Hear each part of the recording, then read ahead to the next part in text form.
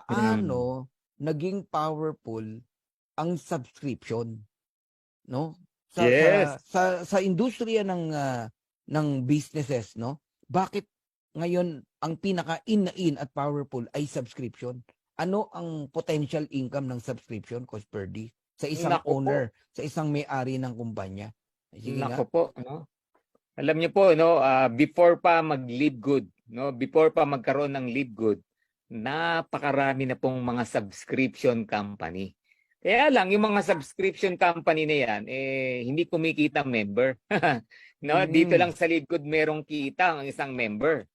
And to give you some awareness, no, magkano ba kinikita ng isang subscription company? Alam niyo po ba, isa sa mga pinakamalaki, no, na subscription company, Netflix. Wow. Oh, Netflix. Do you know, no, ang Netflix po, Member ako niyan. for only $10 na binabayad natin monthly sa Netflix. Ang Netflix annual income Magkano? umaabot po ng 232. Umaabot po ng 31.6 billion. Billion na, hindi million na. Dollars sa hindi peso.